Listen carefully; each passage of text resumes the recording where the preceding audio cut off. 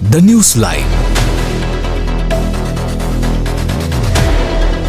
Hello and welcome back to People's TV. In today's video, we are prepared to create awareness about another disturbing trend and an issue alike. You may already know that the current government has taken strict measures to curb the distribution and sale of illegal narcotics, along with the organized crime rings linked to the trade. It seems this effort of the government has caused a ripple effect across the nation. While certain groups in the Eastern Province have gotten agitated by the actions of the government, allegations are now being tossed at Israeli tourists, accusing them of being involved in the distribution of narcotics in the region. To add insult to injury, what came next wasn't just offensive, it was downright alarming. On July 3rd, the Daily Mirror, steered by editor Jamila Hussein, splashed a front-page headline claiming, "Narcotics peddled at Israeli-run business centers in the East." While some readers have already questioned Jamila Hussein's motives, it's time for the People's TV team to put this report under the microscope. In this video, that's exactly what we are doing.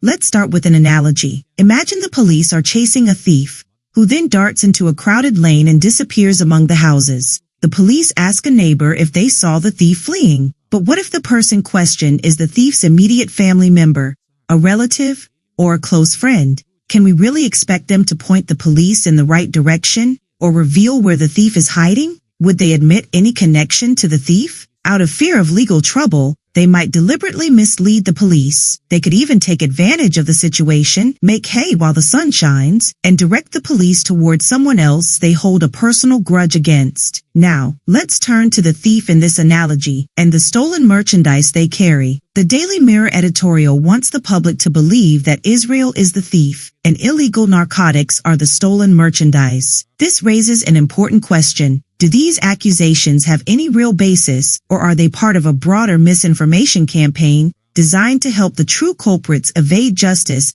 by misleading law enforcement? When we mention that Jamila Hussein is the editor-in-chief of the Daily Mirror, it should give you some insight into her background. Let's keep that in mind as we dig deeper into this matter. First, speaking of narcotics, Sri Lanka is in a much more dangerous stage than the media wants us to believe. The street value of narcotics seized last year alone exceeds billions of rupees. In general, the common understanding of the public is that narcotics threaten the well-being of the younger generation.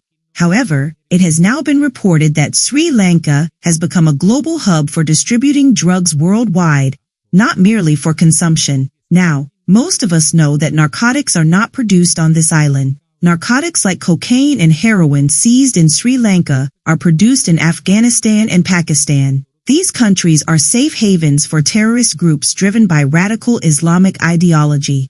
Iran, despite painting a theocratic image to the world, is a country whose nationals, along with Pakistanis, make up the majority of those arrested in connection with the narcotics trade. Also, Hezbollah, funded by Iran, the head of the axis of evil in the Middle East, raises the majority of its revenue by peddling narcotics worldwide. In another video, I stress the fact that Captagon is a narcotic produced in Lebanon and commonly distributed by these terrorist networks. Today, I want to remind you that Hamas is leading the way in distributing Captagon, which has become their main stream of income.